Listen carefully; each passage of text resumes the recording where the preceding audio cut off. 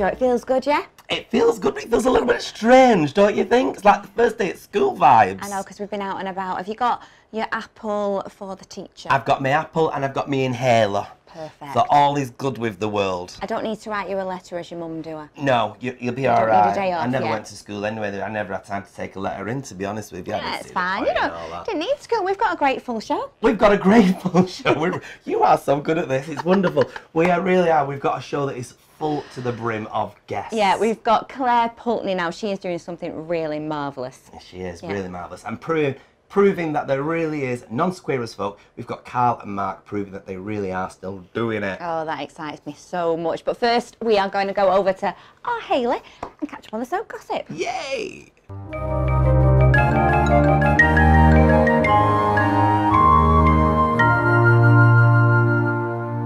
Hi, I'm Hayley and welcome back to Soap Corner. Now, we've been out of the studio for the past 2 weeks, as you'll know, so it's actually strangely comforting to be back on my beanbag.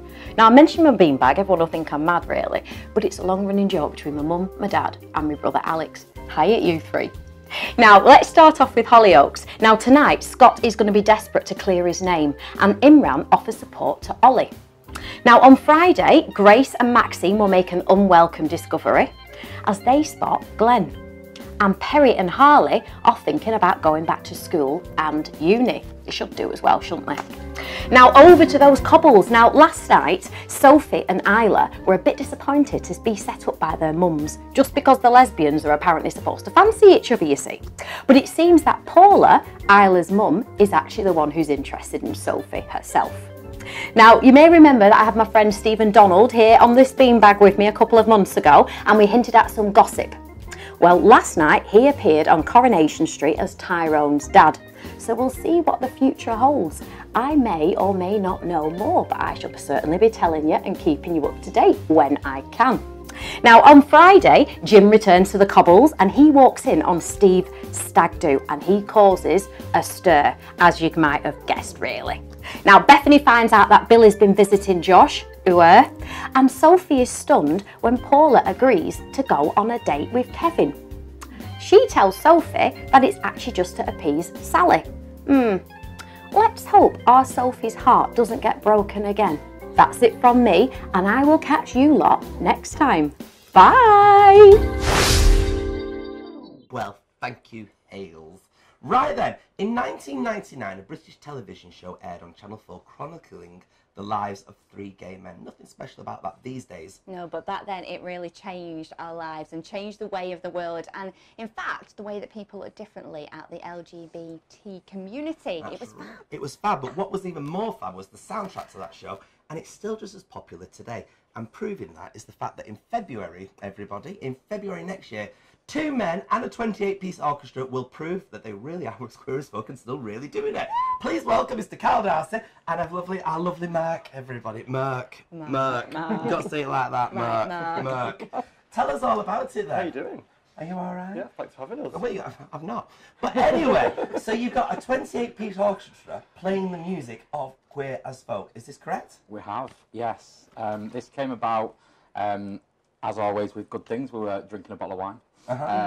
More than one bottle of wine, and a song came on and we went, oh my god, that reminds us of the TV show, and got a bit giddy, and then one of us said it's got to be 20 years old now, and then that's where it came, kind of stumbled, googled it, and then kind of went on from there, and now we're here with a full-blown classical show. I've got to ask, what was that song?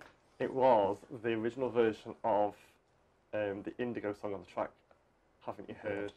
So, but it was like the Northern Souls, So we were at the Lisa Stansfield gig in town, and it was just like that song, that beat, and it just kind of took shape, literally there at the bar with a napkin.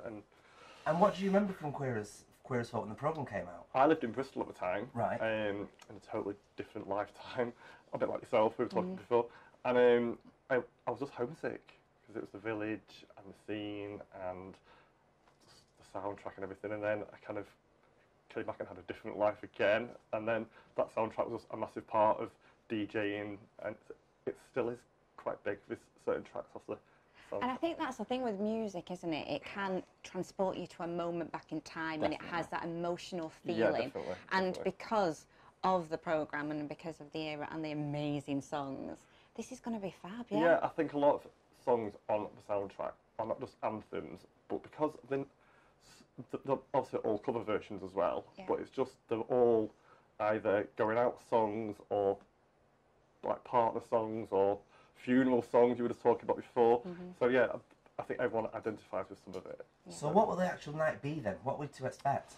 God, what don't want to give too much away. So obviously you said we've got a 28-piece orchestra with the Manchester Camerata, which if you're not familiar with them, they are the orchestra behind Hacienda Classical and also Disco Classical, which is a big gig they did with Sister Sledge a few weeks ago. And they really get into it because I've seen them perform and they just love it, the energy that you get out of the orchestra. It's ridiculous. From day one they've been amazing. Yeah. Really have. Yeah, I can't compliment them enough.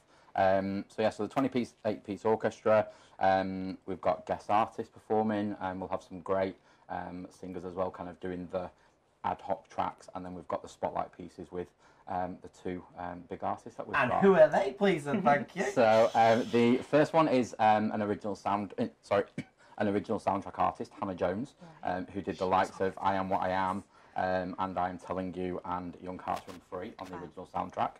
So I'm sure that we've had quite a few excited people on social media about that. And then the big one really is Faye Tozer from Step. From Step! That is epic. That really. is not a tragedy, is it? I know. And boys, you're getting her after Strictly. She could be the Strictly winner this year. You're onto something there. Yeah, it's 2 weeks after the tour finishes. If she makes the tour, which I'm sure she will. Oh yeah, absolutely. Yeah, and we've got a couple of announcements this week On Friday as well. This is tomorrow. really excited. So are tickets on sale? Can you get these now then? Yeah, on sale now. Where do we get through them? our own website, which is stilldoinitlive.com, and also it's the same on all the social media platforms as well. Follow us, follow our media partners, Canal Street as well, and all the info will be on there. It's a great venue as well, the Albert Halls. Beautiful. Really beautiful. Yeah, so it's the original idea was more of like a Bridgewater Hall event, so like a bit of a suited, and then we kind of gone for more of a we want to dance. Yeah, exactly. Yeah. And what I love about this, because I saw the Hacienda Classical twice now, and the first time got absolutely soaked. I still loved it so much, but at least you'll be undercover if we do. If we're talking February. February. So it's it'll be a great way to get into the new year as well, properly. Yeah, definitely. It'll be raining men without the rain. And it's just after Valentine's as well. So if you can't do something Valentine's week, why not do something that week and take them to something very, very special? It's a great Christmas present idea as well. It's a great Christmas present, yes. It's just a great present. It's just very, very good, isn't it? Very good. What was your memory of Queer as Folk then? What was your favourite bit of For me, it? I was... He's a super fan, but... Yeah, I am a bit of super fan, a geek when it comes to Queer as Folk, to be fair. I was just starting college when it was on, so for me it was kind of all that, like watching it in my bedroom at 10:30 at night when I shouldn't be watching it when my parents are downstairs watching telly. I don't know with that first episode, I think it was probably the safest place to watch it. Yeah. And then from then it was the music kind of took over really. And then obviously from being at that kind of age, it kind of goes, oh, you want to go out on Canal Street, and just you wanted to be one of those three lads really, to be fair. So it's Friday the 22nd of February 2019. 2019. It's not even that long away, it's not, it's 6 months away. That's the actual 20th anniversary weekend. It's that it aired. Brilliant. So the 23rd. Where did those 20 years go? On the Honestly. dance floor over there. Popping a bar up somewhere. Yeah, on a dance floor over the road.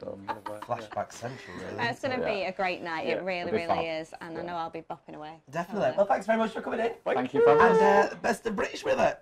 Thank you. I'm doing it. I'm really doing it. Still Doing It, the soundtrack of our lives, celebrating 20 years of Queer as Folk. The